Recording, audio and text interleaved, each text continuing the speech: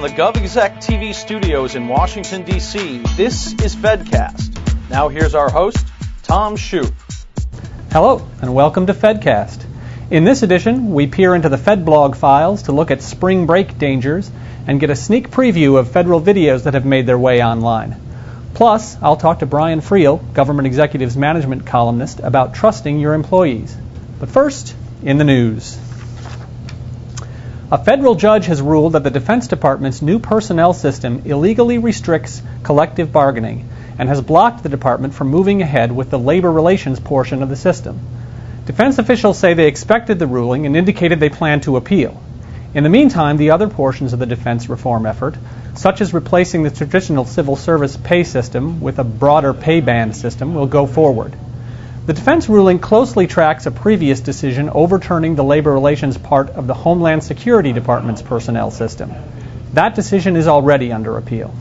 Former FEMA Director Mike Brown says that before the 2006 hurricane season hits, Congress should declare the agency's independence from Homeland Security.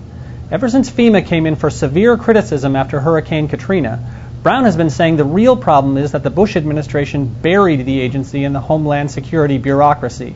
He's been taking a more public profile since the release of a video obtained by the Associated Press showed him warning administration officials before Katrina hit about the impending disaster. My gut tells me, I told you guys, my gut was that this is a bad one and a big one. Everyone within FEMA is actually on call. This is, put it mildly, the big one, I think. Key members of Congress are more skeptical of Brown and the independence idea, saying it wouldn't solve all of the agency's management problems. Now, in this week's Story Spotlight, we look at the issue of trust in the people who work for you.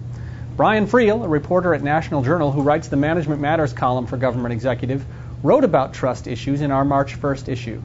Now he's here to tell us more about that.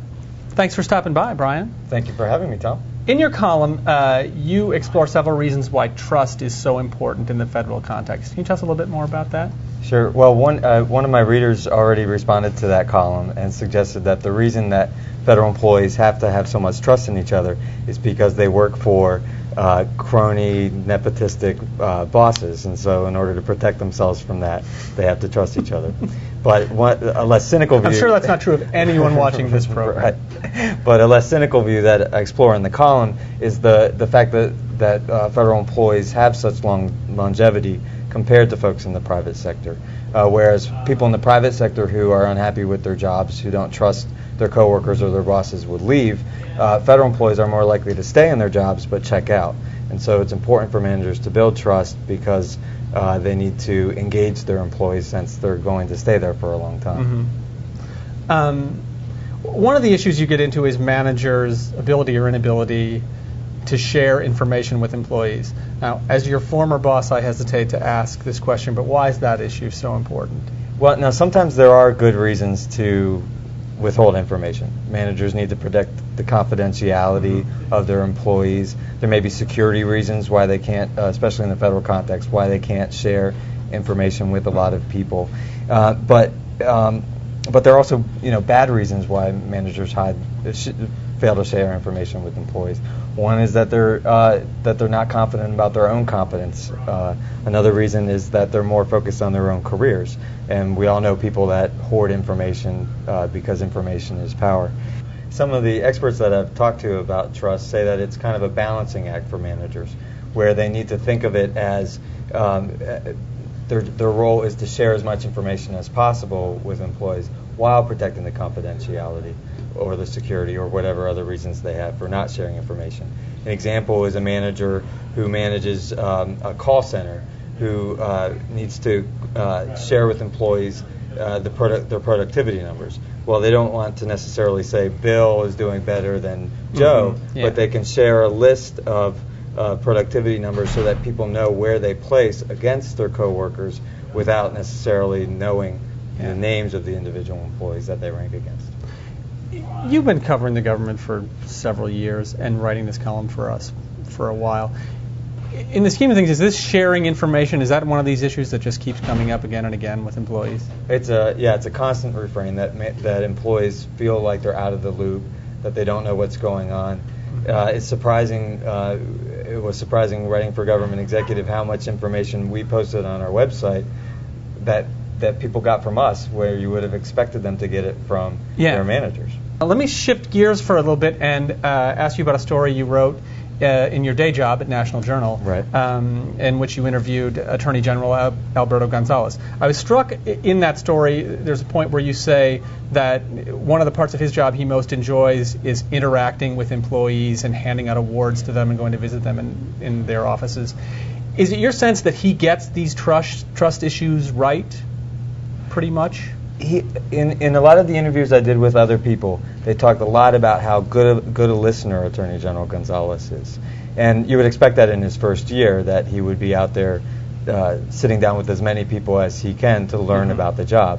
But one of the things that struck me about his listening sessions at the department is that he presented them to me as more going out and sort of being a presence, that it was exciting for people just to see the Attorney General, but there wasn't so much of a give and take where he was getting information from employees.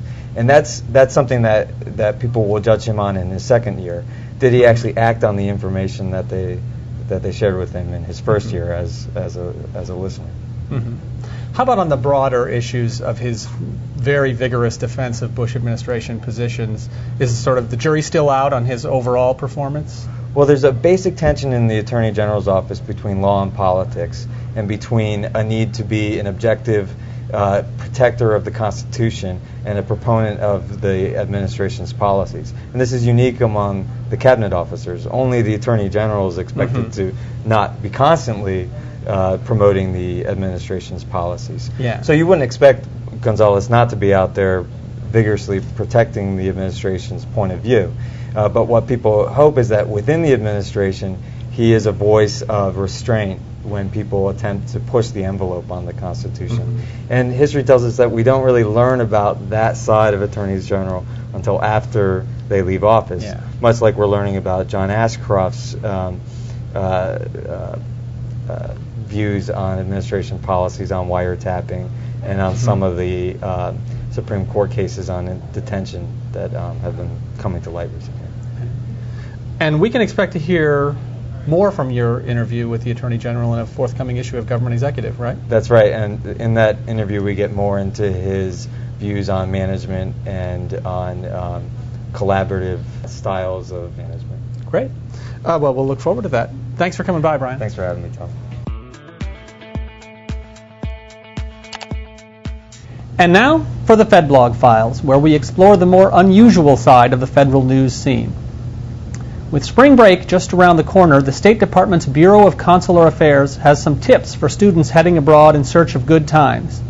Getting drunk in public places, driving under the influence, and taking drugs are generally bad ideas and could land you in a nasty foreign jail. Oh, and the Bureau also notes disorderly or reckless behavior is to be avoided. Other lurking dangers: automobile accidents, drowning, falling from balconies, and robberies. On second thought, maybe you'd be best off just partying in the good old US of A. The National Archives has cut a deal with Google Video to put dozens of historical federal films online. You can see everything from Depression-era movies on soil erosion to footage of moon landings. And you might learn some things you didn't know about your government. For example, check out this World War II newsreel. Washington, D.C., the capital of our country.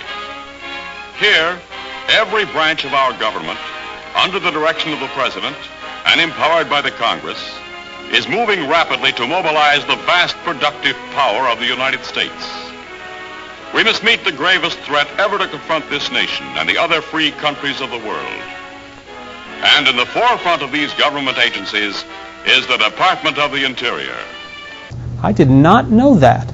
Or how about this? From a 1975 NASA movie on the thrilling possibility that we might someday be visited by beings from other planets. I remember wandering through Manhattan, standing alone on Times Square, and catching sight of a lean dog running down 7th Avenue with a piece of dark brown meat in its jaws. I walked up Broadway, past silent shop windows, and suddenly I caught sight of a Martian machine. That's the great Orson Welles, by the way. I'll let you draw your own conclusions about how his performance compares to his work in Citizen Kane. Well, that's it for this edition of FedCast. Until next time, stay tuned for the latest federal news at govexec.com.